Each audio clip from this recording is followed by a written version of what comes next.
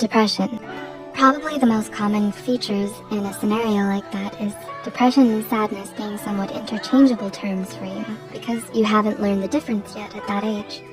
In fact, it probably wasn't until my 27th birthday when I realized how truly separate the two were. When I spent a week unable to leave the house despite being in a pretty great mood. And really, for 2/3 of my life at that point, I'd only experienced depression in terms of extreme sadness or lethargy in response to an event, usually interpersonal. Most of what I've learned about it has come from the past 5 years. As a preteen, I experienced a great deal of depression, or sadness as I would call it then, mainly due to academic, social, and presumably hormonal difficulties. Being a perfect example of your inherent shy kid of the family left me nihilistic. I was often finding ways to try to draw attention to myself. Passively, of course, because of shyness. From drawings and writings to song lyrics, I began to express what I was going through in a number of different ways. For the sake of expression, and as a way to prove myself as more capable than the person I negatively perceived myself to be.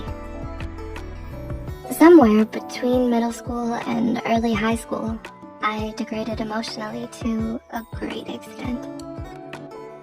I began making threats of self-harm and was even pulled out of public school.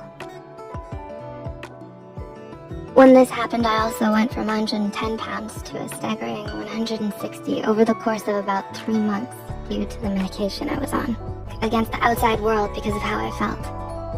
I would sometimes be needlessly bitter, stubborn, even explosive.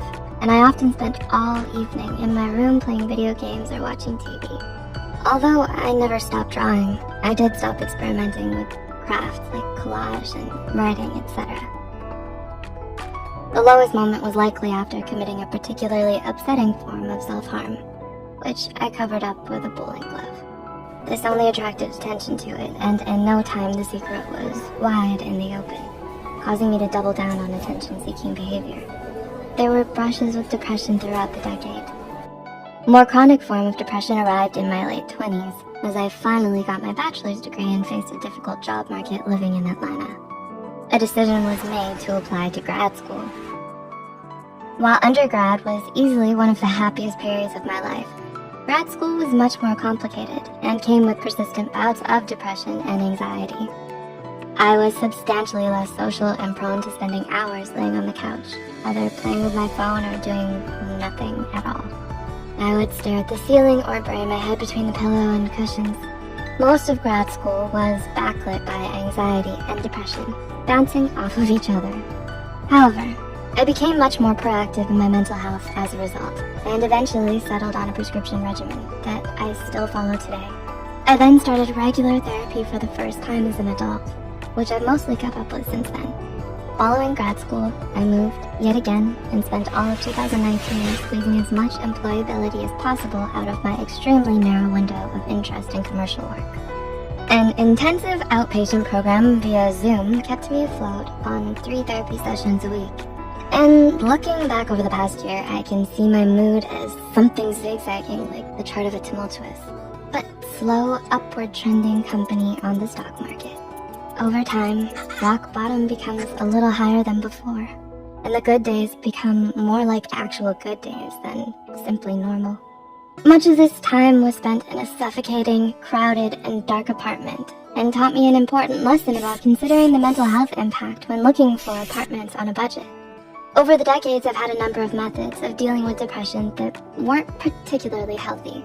The ones that were healthy, however, often involved distraction or turning to friends. Distraction could mean driving around and listening to music, a rural pastime, for sure, or it could mean something more hobby-oriented. The video game collection I mentioned earlier continues on and off to this day, and opened up a little time capsule to turn on in moments of stress and escapism. However, if not handled correctly, this hobby becomes detrimental very quickly. Escapism can limit one's ability to make a real change in their life and improve their situation. Art was far and away the healthiest channel for me to process and express things going on in my life, and it has always run the gamut. I've experimented in essentially every type of drawing I could get my hands on, and most types of paintings and photography. As a preteen, I would work with clay as well as modifying existing toys to make new things out of them. Picture Sid from Toy Story, but less nefarious, even though I had the same t-shirt. More than anything though, simple drawing and writing have been my go-to formats. In pursuing animation, I made films about subjects like depression, anxiety, grief, and emotional dependency. I was able to unload the things that weighed on me and make a recognizable, semi-permanent change in my mental state.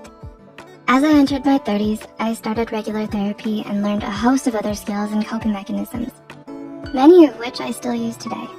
I try to walk outside as much as I can, as walks outside can carry a lot of benefits. Others include journaling, mindfulness meditation, and self-parenting. All of these have helped me get through several periods of stagnation to the current day, where I've had a number of breakthroughs as to the causes of my psychological struggles and have been able to work on them directly and make plans for treatment that's not only more effective but potentially more permanent.